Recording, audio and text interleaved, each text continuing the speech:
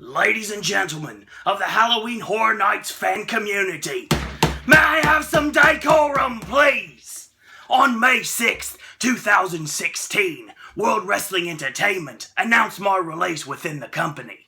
It was then said that I planned to take a break from the professional wrestling business. But during my holiday, I decided to return to the Popcast network in order to make this statement. Well, if you thought that The Walking Dead was not returning to Halloween Horror Nights, well then I'm afraid I've got some bad news, because The Walking Dead is back for a 5th year and there's nothing anyone can do about it. Thank you very much. Whoa. I'm wearing a Wade Barrett shirt. Must announce Walking Dead again. That's the only time that seems to come up. That's the only time that seems to happen. Okay, so Rowan here, and we're going to talk about the just announced house, the 3rd house for Halloween Horror Nights 26, and that is, yes, the 5th year return for The Walking Dead. We don't really have much to go on this time around. We actually have a couple of really big tidbits of information, and that's pretty much it. So let's start. Obviously, if you're a longtime viewer of the Popcast network, of this channel in general, you would probably know that my first year was Halloween Horror Nights 22, and that was the first year that The Walking Dead happened at Halloween Horror Nights. But I did not get to go through that house. So, I guess, because I asked for something even better to come back from 22, they're like, no, we're just going to give you, we'll give you something you wanted from 2012. You get to see The Walking Dead house for the first time. Goody. That's going to happen, apparently. So, let's talk about it, shall we? First off, number one, I will shoot with you right now. 6:17 p.m., we're going to get an announcement tomorrow that I'm going to have to make another one of these videos that I'm super excited to be able to make. And let me just put it this way, there's a really good chance something's finally going to happen, and I cannot wait to talk about it. But that's for another time. This is today, and let's talk about The Walking Dead. Let's get excited about it. We've already done our Walking Dead podcast, very successful. Thank you out there if you got to listen in, and thank you out there if you were a part of the live chat. We had a great time hanging out with everyone. So, out of the blue, like literally out of the blue, and I think I said this last year in August when the house was announced last year, we were gifted this information on June 3rd, and it took me a couple days to get to this video, basically because I'm kind of procrastinating. Number two, I was kind of waiting for some new information, trying to get some more information about the house itself. And number three, I've kind of got a lot of wrestling to watch right now. So much so, because the fact that there is a really good chance we're going to have another podcast on Saturday night, I may have to do an afternoon podcast with Ashley talking about professional wrestling. So the Wednesday Wrestling Podcast not only going to move to Saturday, it's going to move to Saturday afternoon. So our live numbers won't be great, but I'm sure if you are a wrestling fan, you'll check it out, especially if you love Impact Wrestling, or Lucha Underground, or Ring of Honor, or you want to hear about the news of the professional wrestling industry. But I digress. So, we got a blog post that basically was from a video that we got our video. Like I said, I did my media video, just like a good boy should. I did my media video, and I did that quickly, because that has to be done immediately, obviously, because obviously I want to get the word out. I definitely do. I want to spread the word about Halloween Horror Nights 26 and Universal Orlando Resort, and I put out those media videos, and it's because Universal is gracious enough to give me access to these press releases, so I'm going to pay it forward, and I'm going to be able to relay the information as such. So that's the reason why you're not getting any sort of talking head on that video. It's basically just me, information, done. It's not about the Popcast network, it's not about Suro, and it's about just getting the information out there. These, on the other hand, are my thoughts on the actual topic itself. So you get to watch both of them, but you're going to get a different side in this video. Now, Charles Gray posted this, and he basically said a couple things have been confirmed. Number one, this is not the mega house or the Uber house. Yes, just like we said on the Popcast the other night, we're going to go into a soundstage and a car is going to chase you around the soundstage, and afterwards you can give this character a good rating or not, and then it's the only house ever. It's going to be Pulse in the history of Halloween Horror Nights moving forward. So, I mean, it makes perfect sense. But yeah, that is not the Uber house. This is not the Uber house. And we're going to get that information probably somewhere down the line. I wonder when that's coming. I guess we're just going to have to wait and see. So another thing I wanted to say right now is it mentioned that this is going to be an amalgamation of everything. It's going to be all 6 seasons thrown into a house. And I know what you're thinking. There was a lot of rumors that this was going to end up in the new location that we are thinking is going to be somewhere around the Men in Black area. Now, there is a possibility that this is not a sprung tent per se. This is a different size tent. This is kind of a tent, somewhat what they use in Hollywood to do their mazes. And it's a little bit bigger than a sprung, and it's a little bit wider than a sprung, and hopefully it's got an elevated floor, because if it doesn't, the wonderful rain that loves to greet us every single time for Halloween Horror Nights, when it comes, it's going to make that house a lot harder to access. But lo and behold, this is not going in there. And Mike Aiello confirmed on Halloween Horror Nights Orlando Twitter that it is going in a soundstage. Now, what soundstage? Context clues basically tell us through the permits that have been released, thanks to Horror Night Nightmares and Mystic Freak, that we are getting this most likely in Soundstage 24B. Now, this is also sharing with a yet unnamed original property. Mike mentioned this on Twitter. So I'm going to guess that the so-called requel, and I can't say so-called, but the requel and The Walking Dead are going to share Soundstage 24. Now, 24B was the site of Freddy vs. Jason last year. So I'm curious to see exactly where that's going. But we got a couple more tidbits of information, like what we're actually going to see inside the maze itself. It says the guests will walk or run in the footsteps of the show's cast of survivors, fend off packs of flesh-hungry walkers at every turn, and they'll step inside instantly recognizable locations. Now, what are those locations? Well, according to this, the locations we have, like I said, we're going to see a lot of what we've already seen, probably like a little bit of a mashup, and we're also going to get some stuff thrown in that we didn't get before, and we haven't seen, because obviously we haven't had a chance to tackle the 6th season yet. And who knows if we're even going to do anything on 7. I'm guessing not. Probably not. But you've got the hospital from Season 1, and that was in Dead Inside, the first house at Halloween Horror Nights 22, and of course that is the site of the very familiar Don't Dead Open Inside doors that we love so much. And Herschel's Barn, Season 2, also in Dead Inside. The Governor's Walker tanks from No Safe Haven in 23, which is the only Walking Dead house I've ever enjoyed. Season 4 and 5, obviously, start again.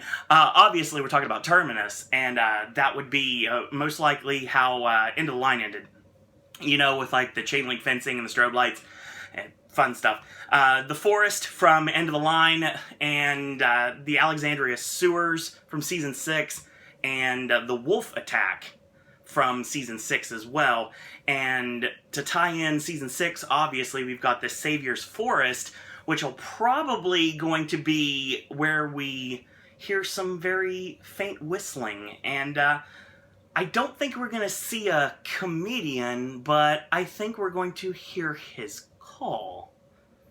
Guess it remains to be seen. Now, uber fan of the event and a good friend of the Popcast Network, Jeremy, JDW, on Horror Night Nightmares, longtime fan of Halloween Horror Nights, longtime member of this community, has, not the YouTube community, but the Halloween Horror Nights community, he has listed some things he thinks may end up coming into this house, like Woodbury from No Safe Haven, the prison from No Safe Haven and End of the Line, the supermarket with the helicopter, you know, the Big Lots, obviously the one they had to cover up. So, the food trucks from Season 5 and the church from Season 5. That's the guess that he has at this point. I can't guess on this because, honestly, I've never watched an episode. I'm not watching an episode.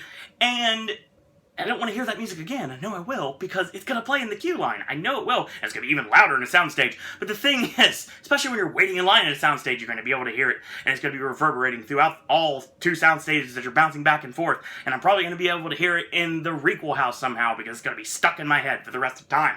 Just like everyone else. So we're going to get some of the show's most memorable walkers, including some we've never seen before. Now, there has been a rule with the Halloween Horror Nights houses that we've had with The Walking Dead that basically tell us that if they're not dead, they're most likely not going to be in the house. So we're not going to see, like, Rick or Daryl in the house. I don't think that's possible. Maybe Michonne won't be in the house, and Negan won't be in the house. Like I said, no comedians this time around. No laughing matter here at Halloween Horror Nights. But the thing is, well, maybe another year. But the thing, or this year, who knows? But the thing is, you have to look at it from this perspective. We're going to see a lot of different things. We're going to see a lot of the same things. I know the pitchforks are out. Everybody's like, no more Walking Dead, no more Walking Dead. But you know what? I mean, it's just another house. I've seen people that are saying they're going to skip the event because of it. That's insane, because this is Bill and Ted's 20th anniversary. There's 8 other houses. There's at least one more shows, if not more. And I have a feeling there will be at least one more show. And fingers crossed. But the thing is, don't want to get my hopes up, but it's going to be a stellar event this year. And we've got someone in charge that is going to rule over the entire event. We'll talk about that later. But the thing is, there is a lot of cool things that could come out of this house. Now, I know I'm going to get to see the wonderful stuff from 22 that I missed, because it's the only Walking Dead house I missed. But, I mean, by and large, I'm going to go through this house probably numerous times. Like I said, I've not had great experiences in The Walking Dead. Scenically, they're amazing, which makes me understand why it's in a soundstage, because scenic-wise only, especially, you cannot do that. You can, but you can't do it to such a grandiose level like you can do in a soundstage. You can still do outstanding scenic in a sprung tent or in a tent itself, but you can't go to the lengths that you possibly could inside a soundstage. And I think that's exactly the reason why The Walking Dead's going to end up in a soundstage this year. It just makes sense. So, yeah, what do I think about The Walking Dead coming back? Check out the Popcast. I'll put a link in the description bar for that. And stay tuned. Check out my Twitter, @SirOwenDisney and @Popcast Network, and you're going to get information on when we are doing another podcast. I think there's a really good chance that we're going to be doing one Saturday night, and if that is the case, then I'm going to flip some things around, and we're going to have some fun. So yeah, there's a good possibility I could do 2 podcasts on Saturday. One in the afternoon, one in the evening, so stay tuned for my Twitter for more information on that. If you want to find out what's going on from the mouth of art and design themselves and Mike Aiello, you can check out Horror Nights Orlando on Twitter. It's @HorrorNightsORL. And you're also going to, if you're available to, if you like what you're seeing here on the Popcast Network, you want to click like on our Facebook fan page. It's under Popcast Network on Facebook. And we have merchandise now. Oh my gosh, we have shirts. It's incredible. You can pick them up, Zazzle.com /Popcast Network. We've got mobile apps available on iTunes for Pop. It's under SirOwenDisney and Popcast Network. And members of the channel, members of the network, both have mobile apps. You can check out Homemade Haunt's mobile app at Google, and First Class Horror on Google as well. Check out some great Halloween Horror Nights related forums and Horror Night Nightmares and OrlandoUnited.com, as well as some great Horror Nights related sites like HomemadeHaunt.net, FirstClassHorror.com, HHNCrypt.com, HHNLegacy.com, HHNYearbook.com, HHNUnofficial.com, and friends of the Popcast Network, Matt and Quint from NeoZaz.com. They do a tremendous podcast called The Catacombs of Halloween Horror Nights. Got to hang out with Matt last year at the event. He actually did Bill and Ted with us. It was really awesome. He did one of the Pop meetups. So yeah, more information on the Pop meetups coming soon. And there's a lot of really cool things we're doing this year. Not just Horror Nights. So stay tuned for more information on that. If you want to follow the elite of the Popcast Network, that would be this Halloween Horror Nights panel. We are the elite, and like it says on the back of the t-shirt, we run wild 365 24/7. And you can check out Homemade Haunt. That is @Homemade Haunt. You can check out Cameron @CrypticCam. You can check out Theme Park Browse. That's my good friend Ian. You also can check out Travis @TravisCoaster.